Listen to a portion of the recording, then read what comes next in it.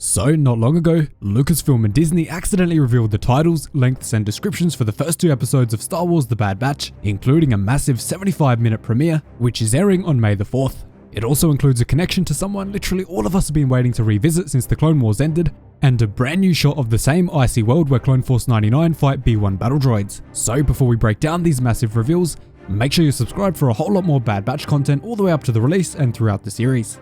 Now, the first thing to determine is if these 2 episode boxes are actually real, or if someone has decided to use Inspect Element. I looked through both the sizzle reel and the trailer, and it does seem that the first image appears in the material already put out by Lucasfilm, but I went through each of the trailers and released content over 10 times, and I couldn't find the second image anywhere in those. So I think we're pretty safe to say that this is an original image, meaning it is probably a real leak. But it is pretty easy to miss these things, so make sure you go and watch the trailers again after this video to be sure. Either way, let's break down these massive reveals. To begin, we got the runtimes for the first 2 episodes. The first episode will be airing on May the 4th as a full 75-minute season opener to kick off the series and throw us right into the action. As is usual with Disney+, this also includes the credits, so you can assume the actual runtime of the episode will be about 70 minutes, which is the time that Lucasfilm announced just a few weeks ago.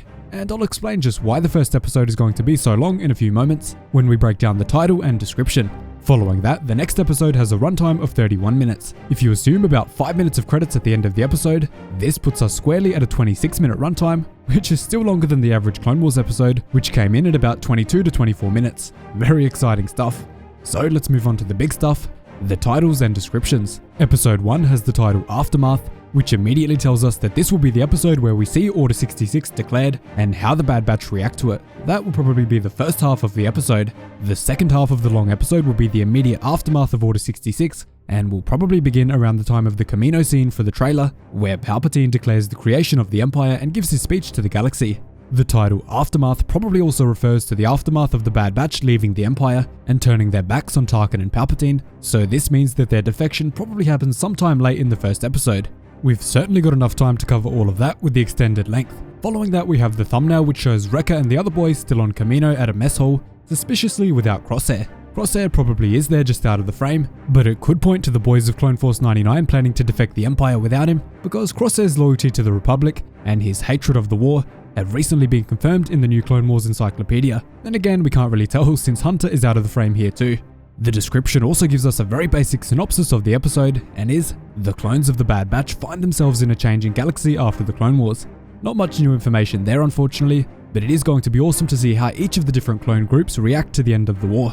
We obviously know that the Coruscant Guard stays very loyal, from Revenge of the Sith and the trailers. We all know what the 501st did, and Rex obviously went out a different path thanks to Ahsoka. Very quickly before we move on to the next episode, I want to show you guys this brand new shot which just got released by Disney, which appears to show Clone Force 99 fighting alongside some clone troopers on a snowy planet. This is probably the same planet that the Bad Batch fight the B1 battle droids on, and could very well be somewhere like Ilum, since we know that the Imperial destruction of the Jedi's sacred world begins almost immediately after the Empire is formed. Let me know down below what you think this ice planet might be. With Krennic probably appearing on the show, and Tarkin there as his competition, this could very well be the start of the Kyber Crystal Death Star story arc, which went through the Rogue One novels, Star Wars Rebels, and Rogue One itself. It was even featured in an unfinished episode of the Clone Wars on Utapau, where Obi-Wan and Anakin went to investigate after the death of a Jedi Master. Now, the details from the next episode are very, very interesting. They tell us that a major character from the Clone Wars series will likely be making a return, one that many of us have been dying to know what happened next. The episode title is Cut and Run. If you're not following along yet, you'll very soon realize what this title means. After that, the description tells us that the Bad Batch will visit an old contact. You might not think much of that, but that pretty much confirms that the Bad Batch have previously had contact with Cut Lawquane, or it could just be referring to Rex, who we know they did speak to, and will be revisiting Cut Lawquane after the Clone Wars comes to an end. The name Cut and Run, as well as the old contact part, on top of Hunter literally wearing Cut Lawquane's outfit, there's almost no mistaking that this is Cut Lawquane and he will be making a big on-screen return. We already pretty much do know what happened to him after the Clone Wars from the Aftermath books, but for those of you who still haven't read them, I'll leave that detail out for now, in case we get some cliffhangers in the show. Now, the other thing that this episode title tells us is that the old contact could be Captain Rex. We already know that the Bad Batch have used Captain Rex as a contact in the Clone Wars Season 7, and obviously worked very closely alongside him. Touchingly, Cut Lawquane's last words to Captain Rex during the war was, "You're welcome to stay, Rex," which is a perfect bridge for them to meet back up, but this time in the very hostile environment of a post-Order 66 galaxy. I think Captain Rex likely went straight to Cut Lawquane after surviving the crash at the end of the Clone Wars Season 7, Now, if you've been watching my other theory videos, you'll know that it's almost a certainty that we will be revisiting Seleucami. In one of the shots from the trailer, Wrecker is wearing a very interesting outfit, which has some very close aesthetics to Seleucami and Cut Lawquane. The more important part, however, and the part which strongly points to them being on Seleucami, are the bulbous plants that are growing in the back of the shot.